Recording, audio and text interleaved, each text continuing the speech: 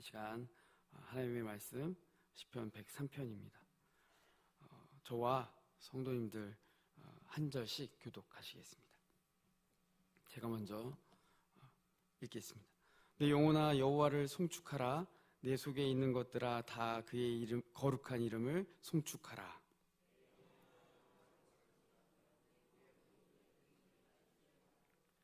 그가 내 모든 죄악을 사하시며 내 모든 병을 고치시며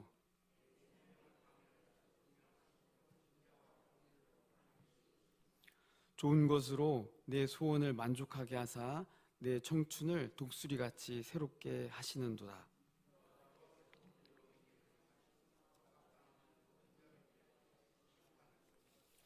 그의 행위를 모세에게 그의 행사를 이스라엘 자손에게 알리셨도다.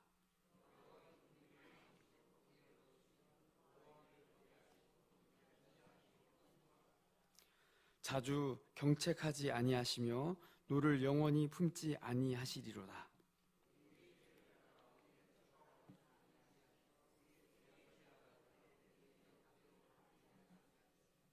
이는 하늘이 땅에서 높음같이 그를 경외하는 자에게 그의 인자하심이 크심이로다.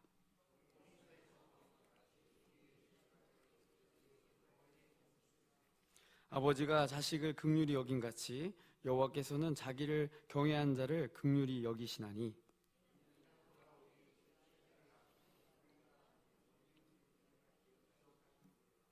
인생은 그날이 풀과 같으며 그 영화가 들의 꽃과 같도다.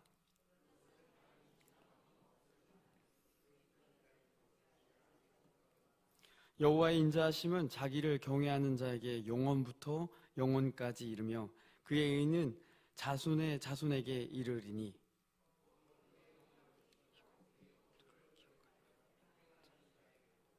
여호와께서 그의 보좌를 하늘에 세우시고 그의 왕권으로 만유를 다스리시도다.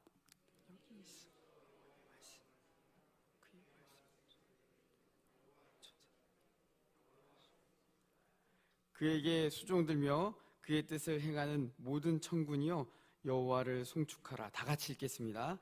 여호와의 지으심을 받고 그가 다스리시는 모든 곳에 있는 너희여 여호와를 송축하라. 내 영혼아 여호와를 송축하라. 아멘. 오늘 읽은 말씀 103편을 근거로 복이 있는 자, 예배하는 자라는 제목으로 말씀 함께 나누려고 합니다. 오늘 읽으신 그 시편 103편은 총 22절로 되어 있습니다. 20이라는 숫자는 히브리 사람들에게는 좀 특별한 의미를 갖고 있습니다. 왜냐하면 히브리어 알파벳이 총 22자로 되어 있기 때문입니다. 그래서 우리 성도님들도 다 아시겠지만 119편의 경우 다윗은 이 22자로 한 알파벳당 8구절씩 시를 지어서 176절의 시를 지었습니다. 그래서 20이라는 숫자는 시편을 지은, 시를 지은 사람들의 의도가 있음을 알 수 있습니다. 시편 103편은 감사시와 찬양시로 분류가 되어 있습니다. 150편을 학자들은 이제 7가지의 종류의 시로 이렇게 나누었는데요. 그 나눈 내용을 보자면 그 시가 가지고 있는 내용을 보고서 7가지의 시로 분류했습니다. 그 중에 103편은 이 감사시와 찬양시로 분류가 됩니다. 이 다윗의 시를 보면 그의 희노애락을 볼 수 있습니다. 기쁘고 감사하고 억울하고 화나고 슬프고 즐거워하는 이 다윗의 모습을 시편에 잘 담고 있습니다. 이스라엘 왕임에도 불구하고 다윗의 모습은 마치 오늘날 우리의 모습과 많이 닮았다는 생각을 해보게 됩니다. 다윗은 왕이 되기 전에 그리고 또 왕이 되고 나서도 많은 어려움을 겪게 됩니다. 그럼에도 불구하고 다윗이 하나님의 가장 선한 왕이라고 인정받을 수 있었던 이유는 그가 하나님을 떠나지 않았기 때문입니다. 그리고 그의 찬양에는 항상 하나님을 찬양하는 또 하나님을 감사하는 그 마음 가운데 그 시 가운데 하나님을 향한 간절함이 있었습니다. 1절을 우리 다 같이 함께 읽어보도록 하겠습니다. 내 영혼아 여호와를 송축하라. 내 속에 있는 것들아 다 그의 거룩한 이름을 송축하라. 아멘. 오늘 읽은 103편의 이 송축하라는 이 말은 단어는 원어로 보면 바라크라고 합니다. 이 단어는 영어로는 제가 영어를 잘 못하지만 프레이즈라고도 하고, 또 다른 구절에서는, 다른 성경에서는 경외하다, 또 경배하다라는 단어로도 번역이 되어 있습니다. 구약 성경에서는 능력을 부여받다라는 의미로도 쓰였습니다. 우리는 여기서 하나님께서 주시는 복을 받는 비결이 무엇인지 알 수 있습니다. 바로 성경은 하나님 앞에 무릎을 꿇고 엎드린 순간, 바로 그 순간이 하나님께 복을 받는 비결이요 또 방법임을 알려줍니다. 오늘날 예수님을 믿는 성도 그리스도인에게 무릎을 꿇고 엎드리는 순간이 언제일까요? 바로 예배를 드리고 또 기도하는 이 시간일 것입니다. 하나님께서 또 하나님께 구별되어 모든 방해를 받지 않고 하나님께 집중하는 이 시간이 가장 복받는 시간이라는 의미입니다. 그리고 하나님께서는 하나님께 나온 우리에게 예배 시간을 통해서 하나님의 능력과 힘을 부여하십니다. 예배하는 것, 오늘 1절에 송축하라, 경배하라는 뜻의 의미입니다. 곧 예배하는 자가 복 있는 사람이라는 말씀입니다. 시편은 복이 있는 사람, 곧 그 복이 있는 사람의 삶에 대해 이야기하고 있습니다.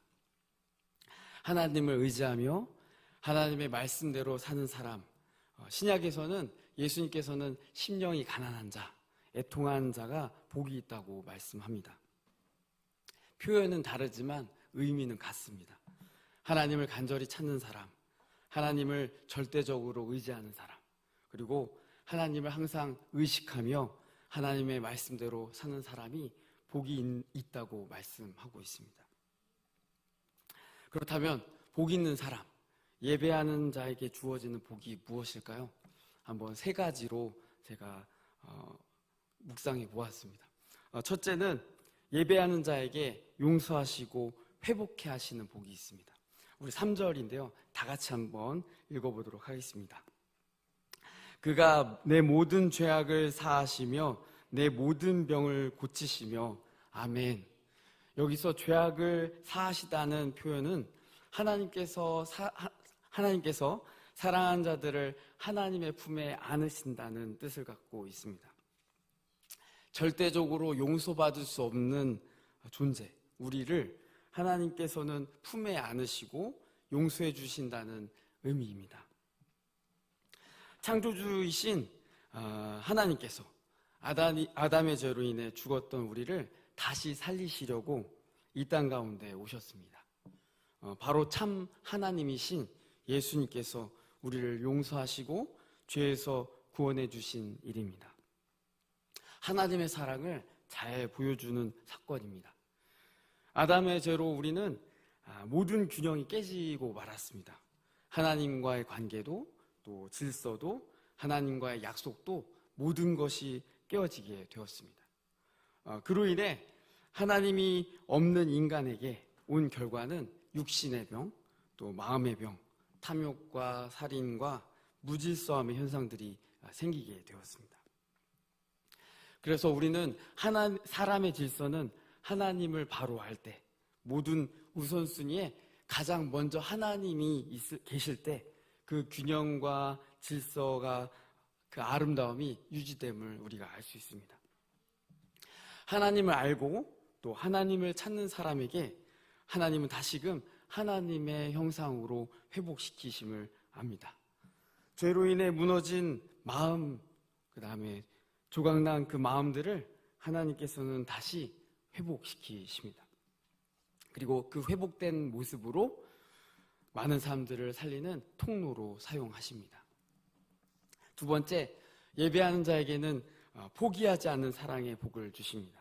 4절입니다. 우리 다 같이 한번 읽어보도록 하겠습니다. 시작. 내 생명을 파멸해서 속량하시고 인자와 긍휼로 관을 씌우시며. 아멘. 여기서 말하는 하나님의 인자와 긍휼은 포기하지 않는 사랑을 말합니다. 하나님은 우리에게 한없는 사랑을 부어주십니다. 예배 시간을 통해서 또 우리가 하나님 앞에 나아가는 그 시간을 통해서 하나님은 하나님의 한없는 사랑을 부어주십니다. 죄로 인해 죽었던 사람은 하나님의 사랑으로 살아나게 됩니다. 우리는 하나님이 어떤 분인지를 알 때 비로소 우리가 얼마나 연약한 존재인지를 알게 됩니다. 하나님의 도우심 없이는 살 수 없는 존재임을 깨닫게 됩니다. 우리는 주님의 사랑이 없다면 그 누구도 사랑할 수 있는 존재가 아닙니다. 진정한 사랑은 하나님의 선하심과 또 하나님의 그 사랑을 용서하심을 받아본 사람만이 진정한 그 사랑을 할 수 있기 때문입니다. 우리는 예배 가운데 그 하나님의 사랑을 경험케 하시고 다시 채워주시고 그 하나님의 사랑을 회복해 하십니다. 세 번째는 예배한 자에게 주어지는 복은 하나님의 능력을 경험케 하십니다. 우리 5절입니다. 우리 다 함께 읽어보도록 하겠습니다. 시작.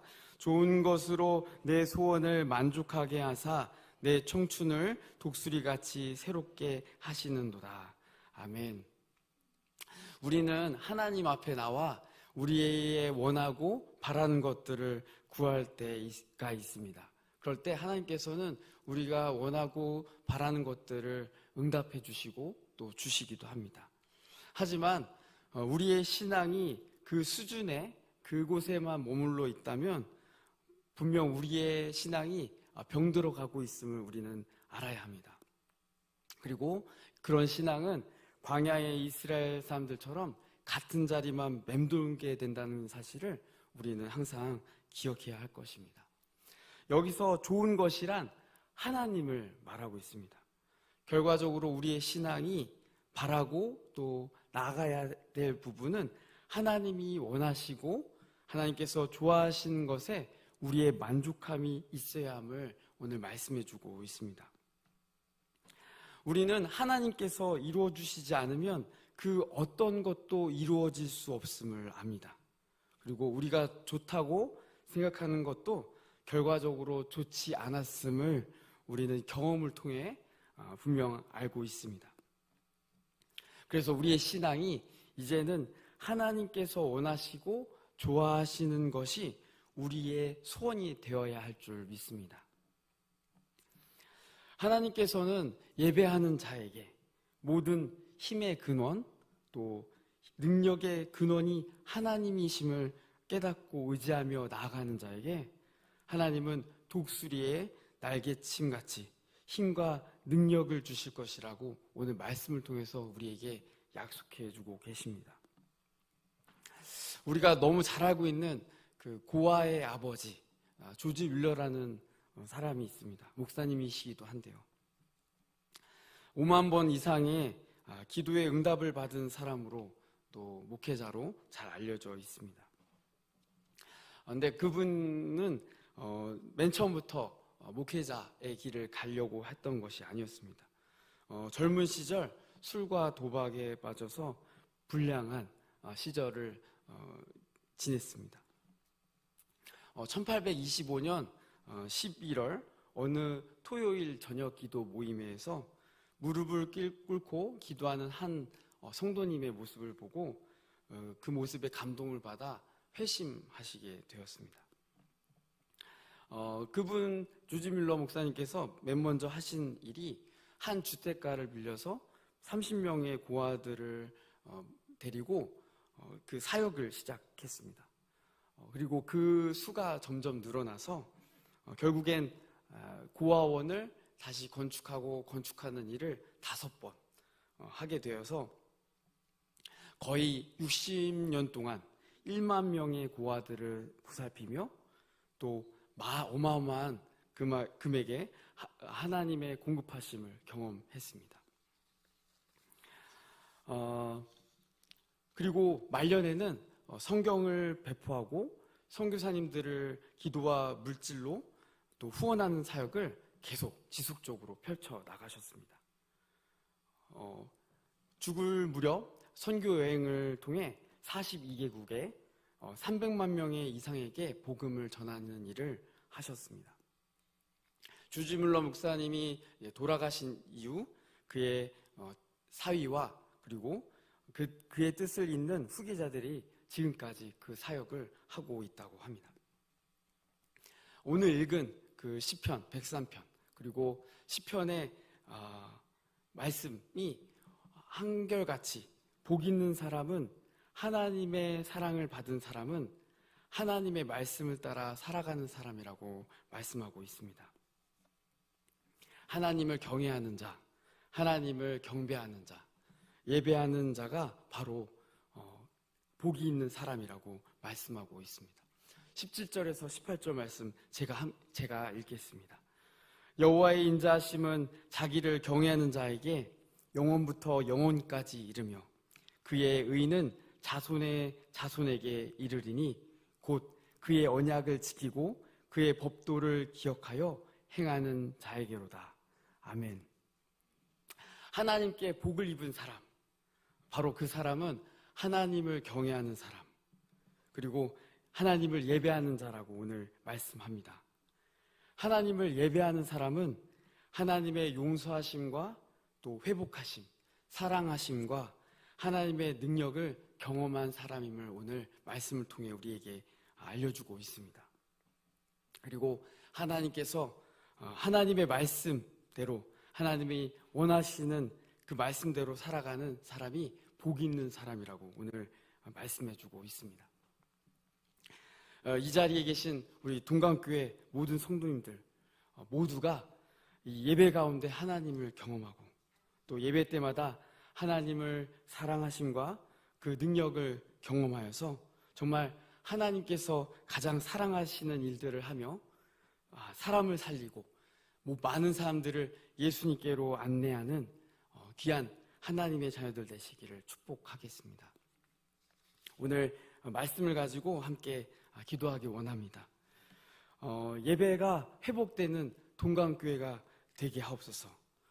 이 오늘 말씀을 주시는 그 말씀을 가지고 우리 동강교회 예배를 위해서 예배 회복을 위해서 기도했으면 좋겠습니다. 두 번째로 동강교회 비전과 목장교회로 전환 가운데 있습니다. 이끄시는 담임 목사님, 또 부목사님, 전사님, 장로님들, 그리고 또 여러 직분자들 가운데 하나님께서 힘과 능력과 지혜를 달라고 기도해 주셨으면 좋겠습니다. 세 번째로 영유아부부터 작년에 이르기까지 매일 말씀을 읽고 기도하는 가운데 예수님의 음성을 듣고 또 하나님의 은혜가 있게 해달라고 기도해 주시면 감사하겠습니다. 그리고 마지막으로 나라와 민족을 위해서 세계 각 나라에서 전도를 하고 또 복음을 전하시는 선교사님들을 위해서 기도해 주시고 우리들의 각자의 기도 제목을 붙들고 이 시간 주여 3번 부르짖고 기도하신 후에 자유로이 돌아가시겠습니다. 이 시간 기도하겠습니다.